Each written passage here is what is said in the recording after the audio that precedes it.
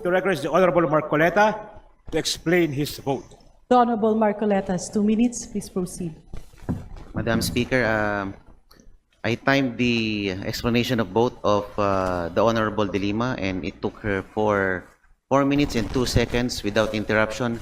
May I be accorded the same privilege, Madam Speaker? The gentleman has 2 minutes, and if you need more time, we will cross the bridge Request for when it extension. comes. Thank you. Madam Speaker, my dear colleagues, isang makabuluhang hapon sa ating lahat. Ako po ay bumoboto ng no sa committee report na ito dahil sa pasya ng komite na gawing mahirap para sa ordinaryong mamamayan ang proseso ng impeachment. Ang kanilang pasya ay nagsilbing harang sa halip na mabigyang daan ang pagsagot sa hinaing ng maraming Pilipino laban sa pamumuno ng Pangulo na nagdudulot ng kawalan ng tiwala ng publiko. Ang proseso ng impeachment ay dapat manatiling abot kamay sa ating mga kababayan. Marahil ang isa sa mga pinakasagradong tungkulin ng pamahalaan ay ang magbigay ng patas at walang kinikilingang hustisya para sa lahat ng mga mamamayan nito. Hindi lamang ito kawalan ng panig o neutrality, kung hindi ito ay ang pagpanig sa hustisya mismo. At ang sawari ko'y tila paimbabaw na hustisyang mayroon tayo ngayon ay siyang pinaka nakakabahala. Ibinasura ng komite ang mga impeachment complaint batay sa boto ng mga miyembro nito na insufficient in substance ang mga complaints. This sufficiency in substance requirement is met if there is a recital of facts constituting the offense, charge, and determinative of the jurisdiction of the committee. Sa talakayan pa lang ng komite, hindi na magkasundo ang mga miyembro sa kahulugan ng recital of facts. Ang komite mismo ay hindi magkasundo sa definition ng ultimate facts na siyang mismong usapin sa pagdetermine ng sufficiency in substance. Ang mga nag-endorso ay nagpahayag na dapat ang mga facts, kung ito man ay maging totoo, kapag umabot sa paglilitis na sa impeachment court ay dapat na umayon sa reklamo laban sa impeachable officer.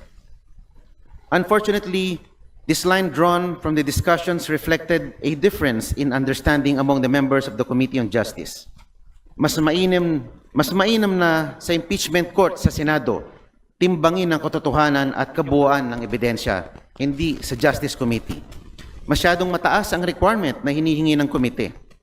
Inahilan tulad ng komite sa isang legal proceeding ang paghahanap ng statement of facts.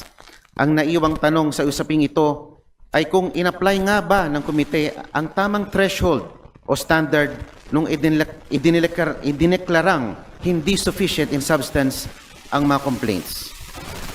Isinantabi ng komite ang mga complaints at kaakibat nito ay isinantabi nila ang pagiging political process ng impeachment na dapat bukas sa lahat sa mga abogado at hindi abogado. Ang pasya ng komite ay walang pagpapahalaga sa tawag ng ordinaryong mamamayan para sa pagpapanagot sa mga public officers. Colleagues, Article 11 of the Constitution vests in this House the solemn duty and the exclusive power to initiate impeachment.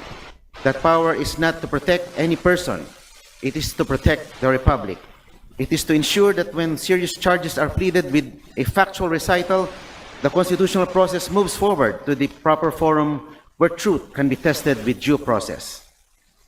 Let us not adopt a dismissal built on the wrong threshold and let the constitutional process proceed in the matter the Constitution and our own rules command. With this, I vote no on this committee report. Maraming salamat po, Ginang Speaker.